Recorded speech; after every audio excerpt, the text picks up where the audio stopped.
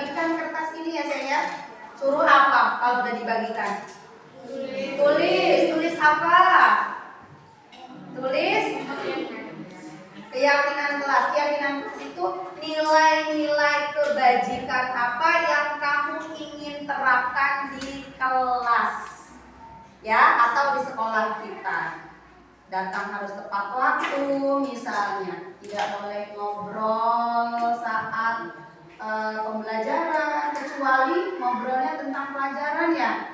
Nah, atau enggak, tidak boleh berkata kasar, tidak boleh main HP, itu banyak kok. Silakan tulis keyakinan kelas kamu semua saja.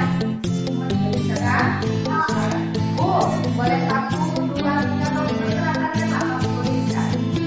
Boleh 1, boleh 2, boleh 3, 100 boleh. Kalau kamu mau belajar 100 itu udah. Ada yang belum paham? Mana coba ininya, bukunya. Bukunya ada nggak? Coba lihat bukunya. Ya, jangan sampai main.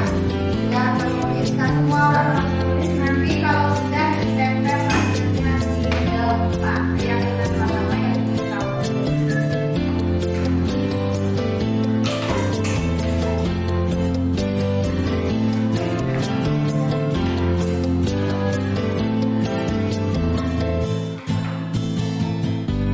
Silakan ditulis dapat boleh.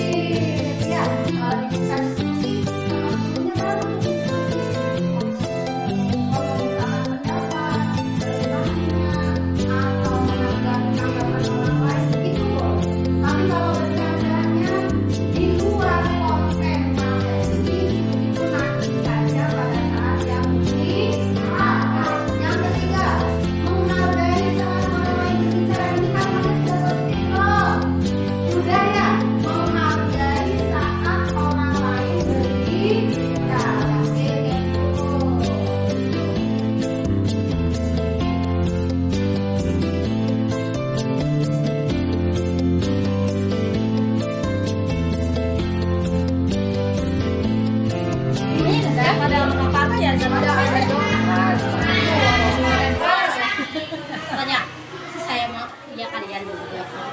Saya ini nggak mau, itu kan bilang.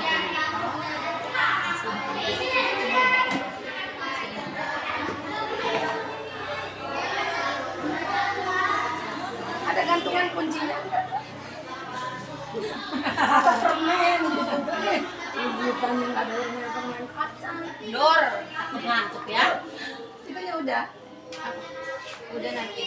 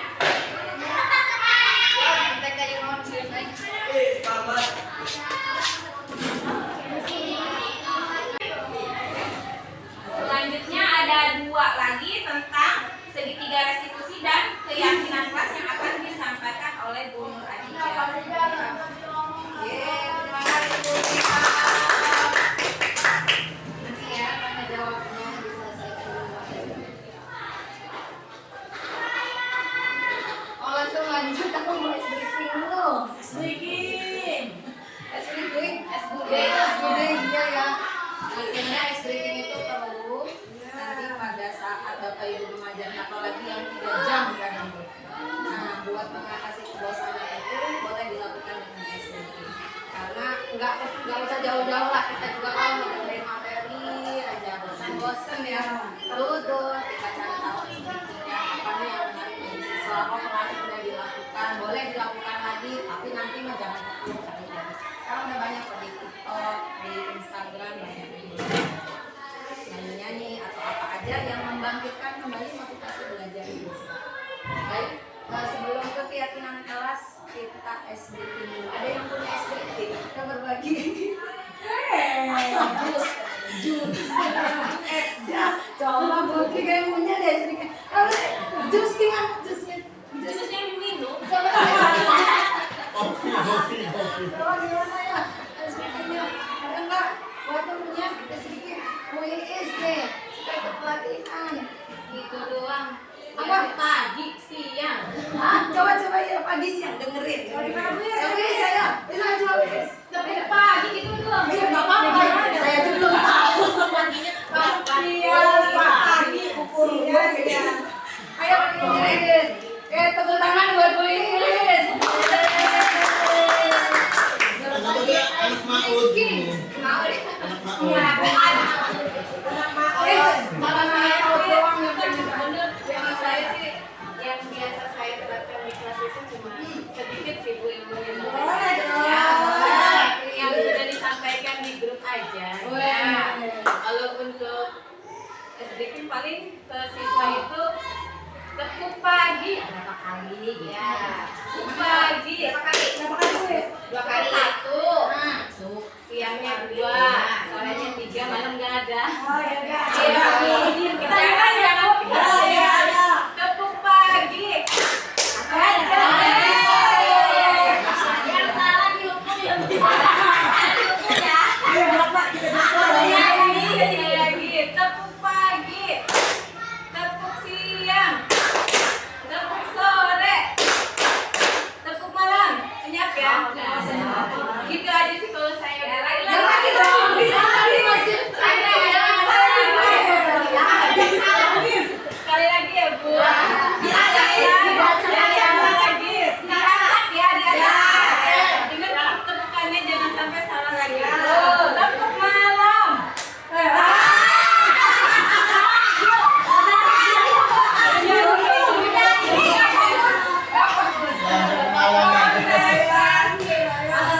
Yaudah, mulai lagi. Tepuk pagi. Tepuk sore. Tepuk malam.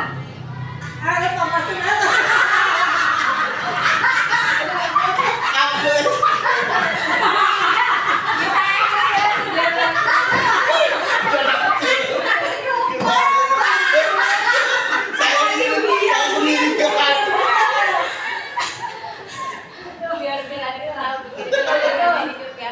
Hidup yang benar kayak saya. Ternyata saya tidak konsentrasi. Thank you Bu Iis sudah berbagi ini ilmu baru ini. Saya baru nemu. Kan dikerjain deh.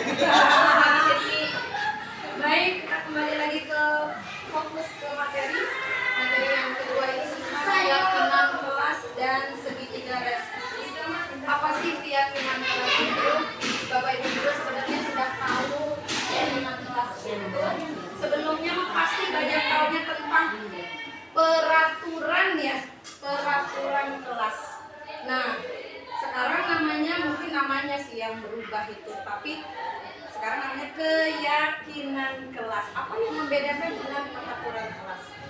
Kalau peraturan itu biasanya lebih banyak cenderung guru yang membuat ini loh nak peraturan kelasnya, mohon dipatuhi, biasanya itu. Nah kalau sama dengan tata tertib kayak gitu ya, kan kita tuh yang membuat tata tertib sekolah dibuat oleh kesiswaan. Nah kalau sekarang namanya bukan lagi peraturan, bukan lagi tata tertib, tapi keyakinan kelas atau keyakinan sekolah. Siapa yang membuat ini harus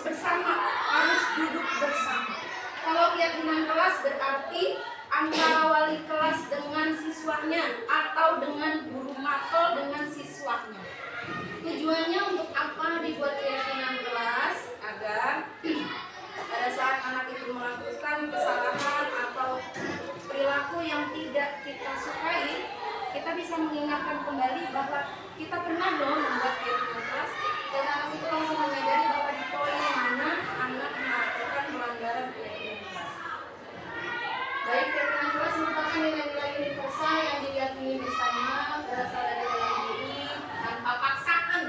Murid melakukan sesuatu karena memiliki motivasi yang dibagi menjadi tiga, yaitu untuk menghindari ketidaknyamanan atau lingkungan, untuk mendapatkan imbalan atau penghargaan dari lain, dan untuk menjadi orang yang percaya.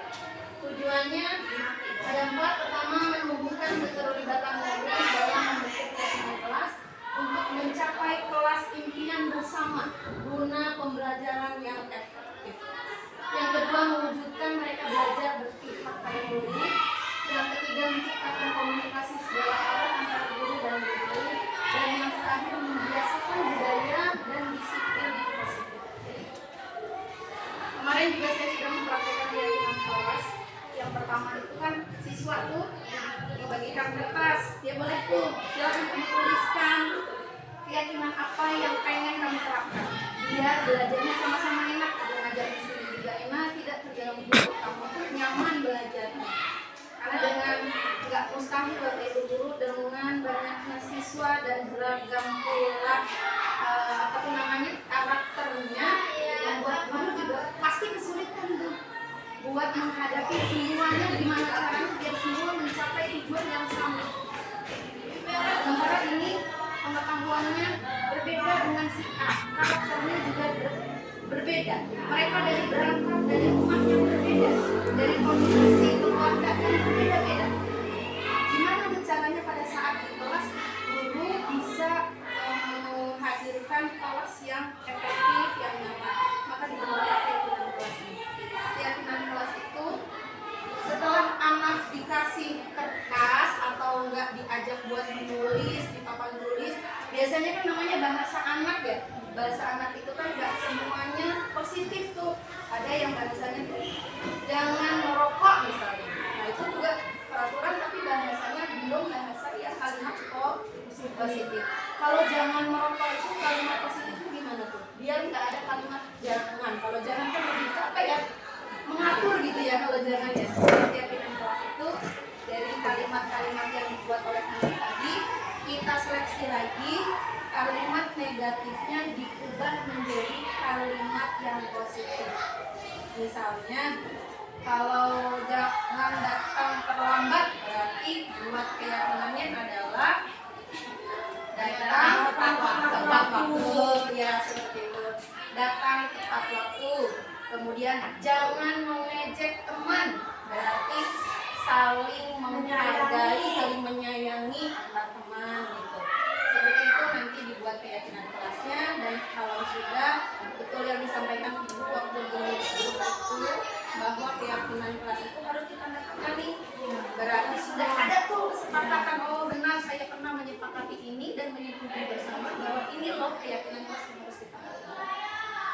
Tapi namanya manusia, nggak ada yang sempurna, jadi pasti ada saja yang lupa dengan keyakinan yang sudah dibuat. Nah, tugas kita mengingatkan itu.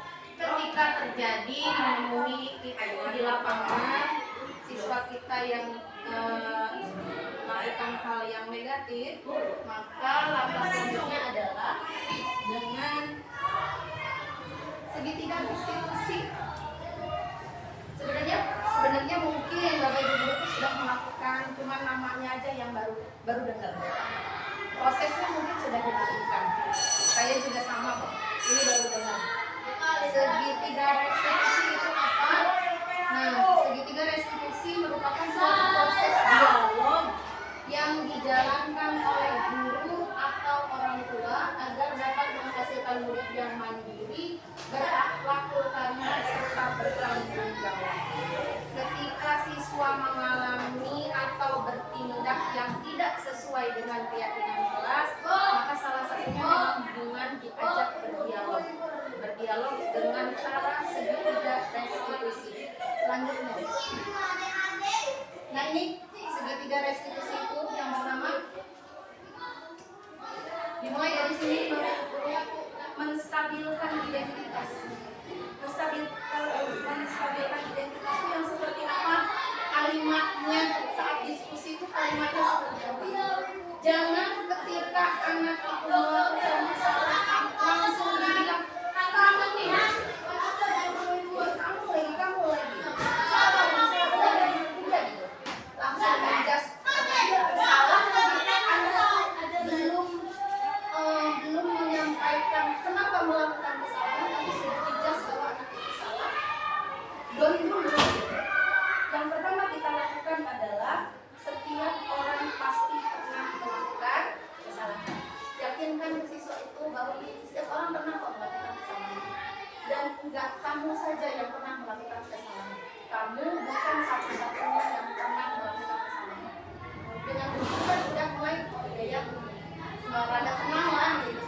Dia mungkin mau mengungkapkan alasannya kenapa melakukan kesalahan.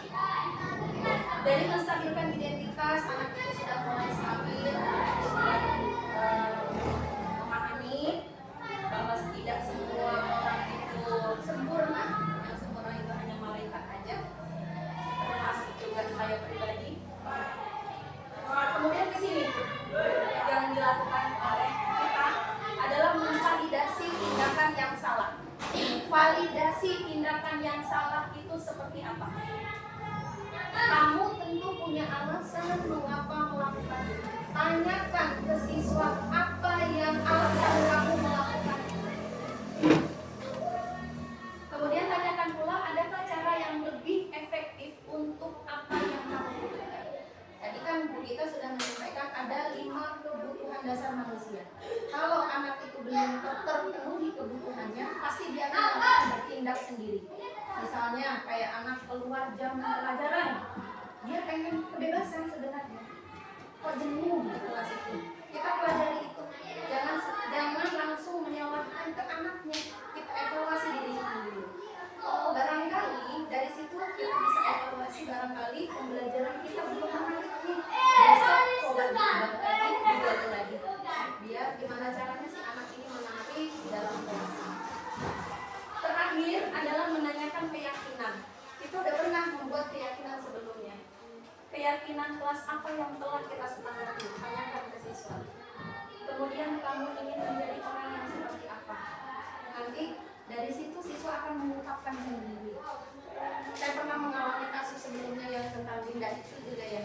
Dinda itu mencoba diskusi, enggak langsung menyalahkan dan menghakimi. Kemudian dia bercerita sendiri. Saya melakukan ini karena namanya masa remaja pengen kayak begini nih pergaulan itu dengan lawan jenis begini kayak begini. Tekanan dari orang tuanya itu menunjukkan menyalahkan mentulis menghakimi terbebani dia, jadi dia tuh di sana itu lebih disayang loh dengan anak-anak PAM itu dia lebih disayang. Kemudian anak-anak PAM itu lebih disayang. Saya tanya lagi, saya gali informasinya, disayangnya bagaimana? Apakah di Jawa dijemput itu merupakan salah satu sayang? Apa hasil dari itu, saya tanyakan. Dari situ terus gali informasi sampai anak tersebut dia sendiri akhirnya yang bisa menilai dirinya sendiri. Kalau dia sudah bisa menilai dirinya sendiri, kita tinggal mengarahkan bahwa ini lebih baik, ini setelah itu kita orang dewasa yang bisa menggambarkan bahwa perilaku ini baik atau tidak. Ya seperti itu. Menstabilkan identitas tadi ya, berdasarkan prinsip membuat kesalahan adalah bagian dari proses pembelajaran. Yang kedua, membiasakan identitas gagal ke identitas sukses. Tujuannya ini, jangan sampai anak itu sudah ketahuan gagal nih, berarti kalau menyimpang itu kan anak gagal. Tujuannya adalah jangan membuat kegagalan itu nambah gagal, tapi yakinkan bahwa dengan kegagalan tadi bisa diubah loh. Kamu bisa memperbaiki. Dari gagal tadi tujuannya adalah mengubah menjadi sukses, bahwa dia tidak melakukan kesalahan yang sama. Validasi tindakan masalah berdasarkan prinsip setiap perilaku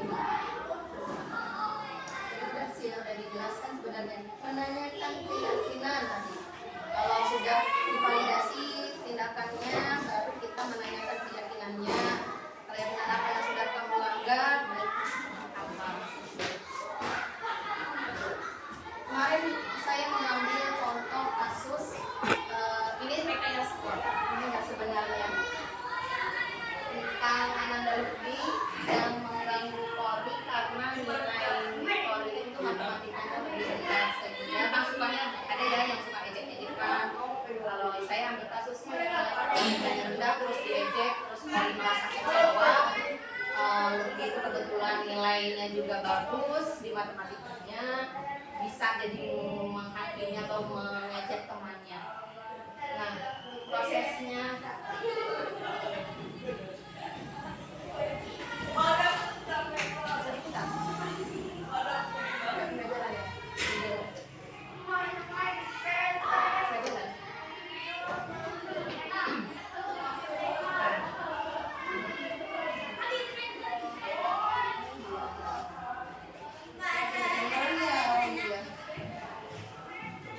karena nggak ada speaker. Itu proses penyelesaian masalah dengan menggunakan segitiga restitusi. Pertama kita panggil temannya dulu. Sebenarnya masalah itu kan nggak semua masalah itu besar ya. Ada kalau masalah kecil dan bisa ditangani langsung di kelas berarti langsung misalnya gitu saja.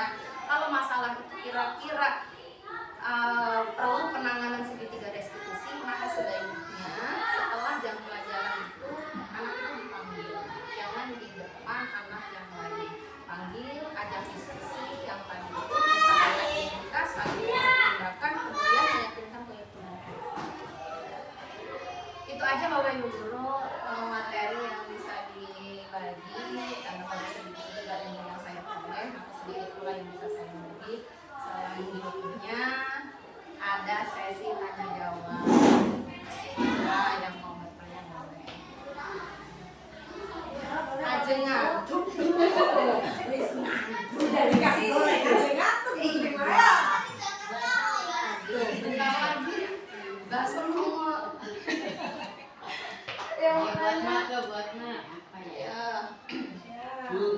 Yang Bu Gita, bisa Bu Gita. Oh iya boleh. Kita Belum selesai ternyata kita masih move on. Masuk belum move on, itu materi Nah, kita. materi yang kita yang ada psikologi, biologis. Kebutuhan dasar, kebutuhan Ya, dasar. gitu. Nah, Nah, ya. yang kedua ini apa yang kedua? Itu kan Biologis. biologis, proses reproduksi termasuk kebutuhan untuk bertahan hidup. Yang boleh Kan untuk bertahan hidup, pasti kan di sana kan mengumpulkan teman gitu. Ya, berarti harus ada kerjasama dengan yang lain. Karena kita akan tumbuh menjadi bertahan hidup atau tidak bisa bertahan hidup kalau tidak ada temannya. Ya bagaimana mau jadi kalau ada temannya, Bu? Kan reproduksi juga. Ya, reproduksi memang harus ada lawan jenisnya ya. Ini Biar saya gitu maksudnya. biar terjadi reproduksi. Tadi bisa materi. Bisa jadi sih. Ya, memang begini ya maksudnya yang saya tulis tadi yang bertahan hidup. Untuk yang poin biologis itu proses reproduksi termasuk kebutuhan untuk tetap bertahan hidup. Artinya begini, sebenarnya bukan manusia saja ya, tapi di sini kan kita fokusnya ke manusia, Ya. kebutuhan 5 kebutuhan manusia. Untuk reproduksi memang betul Kak, jika manusia itu tidak bereproduksi, maka akan punah. Kalau misalkan ke hewan ya, kalau manusia berarti kan populasinya berkurang, gitu. Populasi manusianya berkurang. Jadi untuk bertahan hidup dan angkanya maksudnya masih tetap sama, itu harus bereproduksi. Kan kalau kita tarik di pelajaran KAI di kelas 3 itu kan reproduksi manusia kan diawali dengan 3 tahapan itu. Pertama 10 hari pertama, Iya. namanya alakoh, kedua ada murgoh, kemudian 40 ketiga, ini akhirnya itu bulan embrio. Iya, Ya, betul. betul. Biologi juga itu panjang. Iya, yang benar begitu Pak. Karena ini Langsung banyak sama gurunya tuh. kebetulan kan di kelas 3 ini saya ya materi seperti itu. Saya juga sama materi kelas 3 dari reproduksi juga. Iya. Ih, kayak 5 Jangan dikalimakan, Bu. Bahaya. Karena ketika sudah tiga tahapan itu misalnya sudah 40 hari yang ketiga itu akan tumbuh embrio kan, maka Allah memerintahkan kepada malaikat tukar ruh, maka terjadilah kehidupan di dalam reproduksi wanita itu. Iya, terjadi. Ya, awalnya kan terjadi koitus kan, ada sel jantan laki-laki dan sel betina. Iya, jadilah koitus. Makanya itu dari tanda-tanda tadi lah, anak berdua gitu kan. Nah baru jika sudah 40 hari ketiga itu akan jadi meniup, itu malaikat meniupkan, jadi kehidupan. Kan kebiasaan kita di kampung kan, selamatan, 4 bulanan. 4 bulanan, 6 bulanan, 4 bulanan kayaknya belum ada kehidupan itu. 7 bulan Udah Pak. ada ya. Ya ada 5 bulan sudah ada udah itu. Itu. Jadi tetap harus memang harus ada memang bantuan Lain itu tidak bisa tidak bisa. Kalau reproduksi Ada lawannya kan. ada cacing. tapi bisa oh bisa ya Cuma membelah dirinya sendiri ya. iya ya Sama keluarga. Jadi Pak Iko mengkonfirmasi. ya, ini Mas Ereng aja Iya, nggak apa-apa. Iya.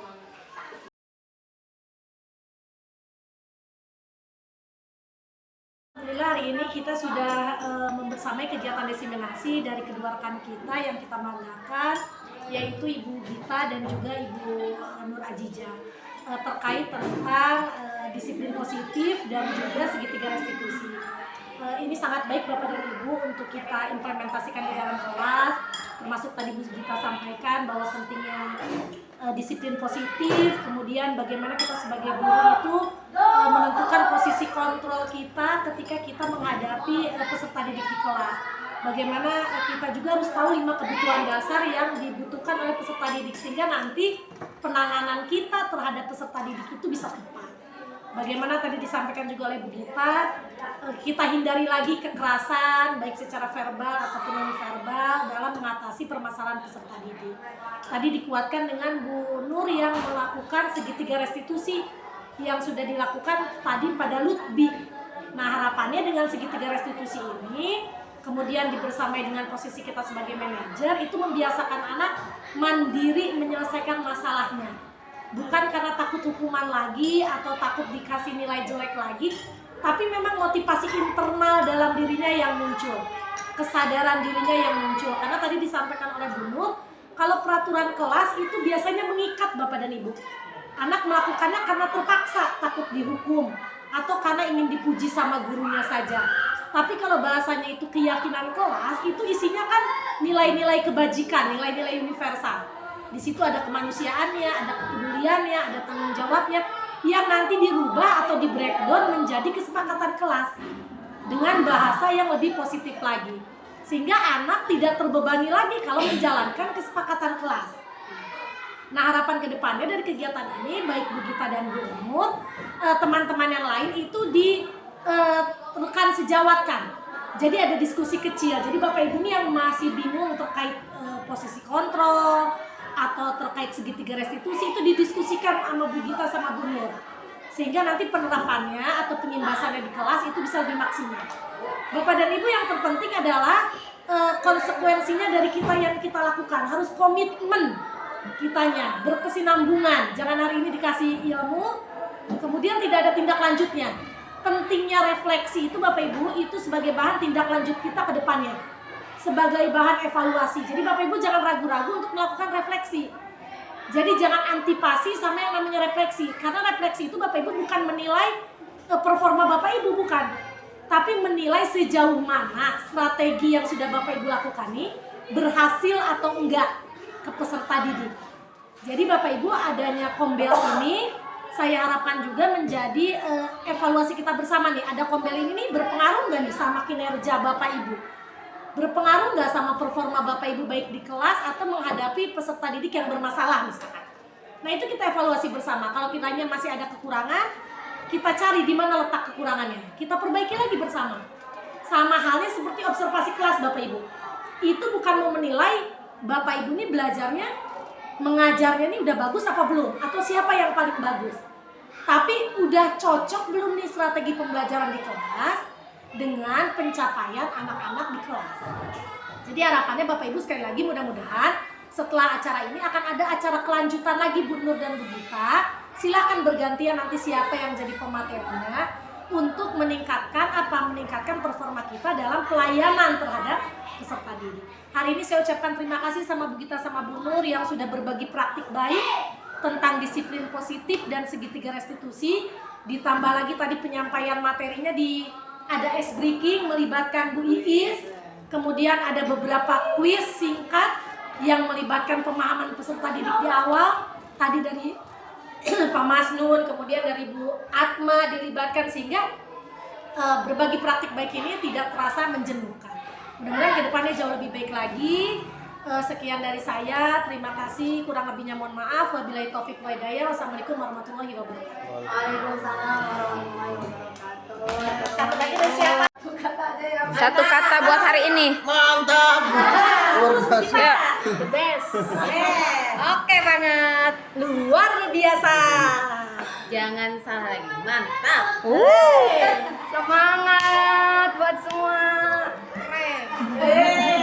Sini dirimu aku itu Allah. Mantul. Silakan. Terima kasih buat semuanya.